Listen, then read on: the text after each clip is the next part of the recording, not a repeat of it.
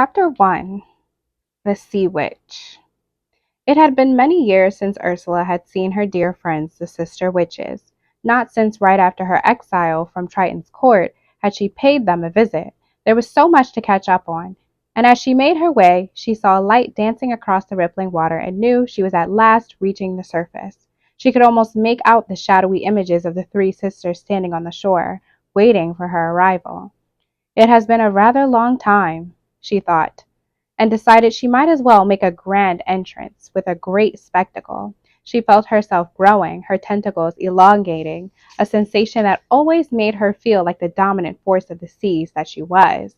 I haven't felt this power within me for ages. She'd taken down massive ships in that form, splintering them, casting their remains deep into her dark, foreboding realm. She saw the looks of astonishment in the odd sister's bulging eyes as she rose out of the water to towering heights. The trio of sister witches, Lucinda, Ruby, and Martha, looked small standing on the wet black rocks and shivering in the cold.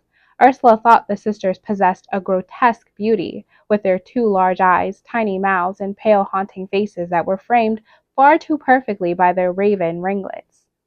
She found them beautiful, even if the mists clinging to the feathers in their hair made them look like frightened, soggy, flightless birds. One wouldn't know it by their frightful state, Ursula mused, but those witches were the things of legends. They were cousins to the old king, the father of the queen called Snow White, and they were great benefactors to the dark fairy and her sleeping princess. Though Ursula would never say so aloud, she owed her newly regained power to the odd sisters. They had returned her necklace, although she considered it was a fair exchange for something their little sister had desperately wanted. Lucinda gasped as water spilled from Ursula's massive form onto the witches' awestruck faces, their ears splitting with Ursula's thunderous laughter and booming voice. "I'm so happy to see you, sisters. It's been far too long." The sea witch leaned down to be at eye level with the odd sisters. They were really quite striking, she thought, but too much beauty without the proper proportions. Ursula's arms were outstretched, ready to embrace them. The sisters scuttled tentatively as one into Ursula's embrace, which eased their concern and relaxed them with the fact that Ursula was not cross with them. "I see you are wearing our gift," said the sisters in unison, spotting the golden seashell necklace around her neck. All were worried Ursula would be enraged if she ever learned it had been stashed away in their pantry, half forgotten all that time.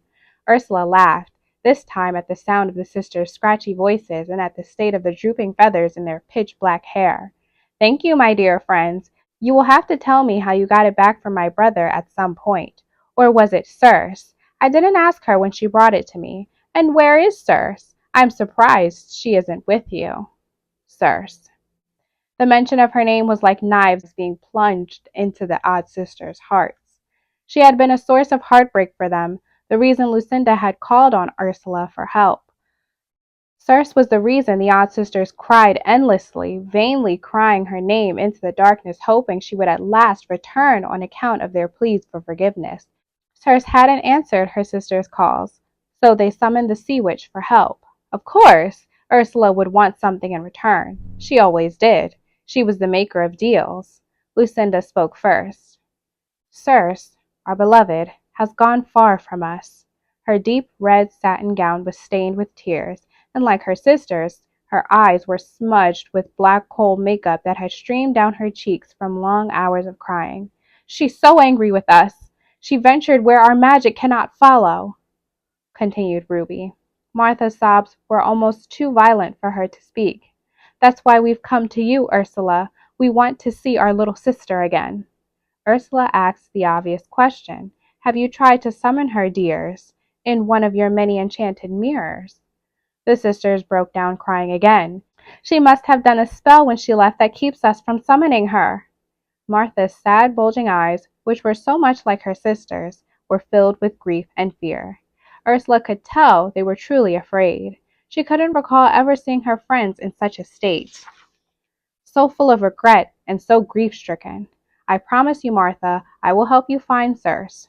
I promise each of you, my dearies, you will see your little sister again."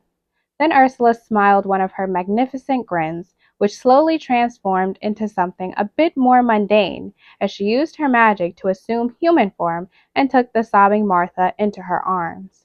She knew the sisters would give anything to see Circe again, and as much as she wanted to help them, and of course she would be happy to do so, she just so happened to be in need of the odd sister's special brand of magic in return for her favor.